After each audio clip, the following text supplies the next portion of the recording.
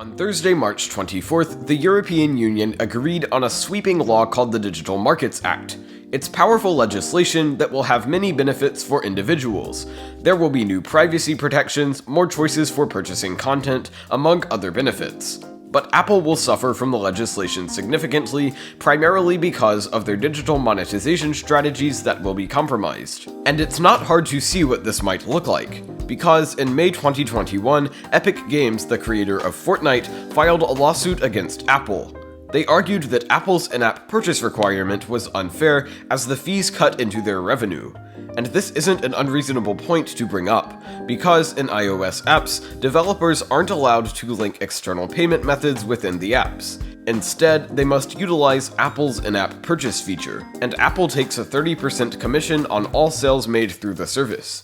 So it's clear why Epic isn't happy about paying the hefty fee. In fact, they aren't the only company angry with Apple.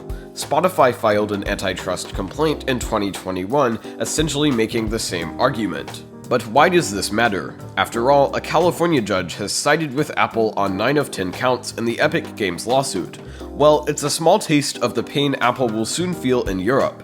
The Digital Markets Act would allow companies to bypass Apple's in-app purchase requirement and use any payment method they want. But let's consider the probable response from most developers. They'll certainly link to external payment sites as they would have the freedom to do so. But these payment methods have one problem: they aren't fast and convenient. Whereas in-app purchases are quick and simple and don't require you to enter your credit card details multiple times. So app developers could decide to continue offering in-app purchases, but at an increased price to compensate for Apple's fees. But at the end of the day, customers just want to save money, so they'll make purchases in the cheapest way possible. And it's not a good day for Apple, who loses their 30% commission.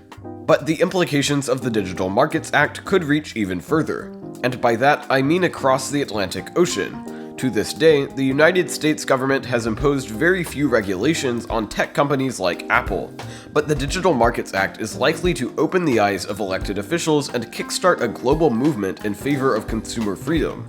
That is, the ability to choose where to make your purchases, where to download your apps, and more. The United States often follows European standards when it comes to policy changes like these, so Apple would be hurt even further by losing additional US revenue. Finally, let's take a step back and explore some possible downsides to the Digital Markets Act, starting with security risks. Apple has always done their best to stop third-party app downloads, but the new legislation could require them to allow App Store alternatives. And these third-party solutions simply wouldn't have the rigorous security standards of the App Store. Apple cares a lot about security, not just because they're nice, but because it gives customers a favorable impression of the company and what it stands for. And if iPhones become vulnerable to security threats, customers won't be pleased. They've been enjoying the most secure devices in the world up until this point. And if third-party app stores are allowed, that's likely to change.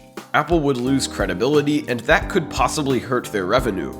Okay everyone, thank you for watching. If you enjoyed this video, feel free to leave a like, but I also noticed quite a few of you who disliked the previous video. And if you don't like the video, I'd love to hear what went wrong and what I could do to make it better, and then click the dislike button. So feel free to hit me up in the comments or on my email because I want to improve these videos. So have a good day everyone, and I'll see you in the next video.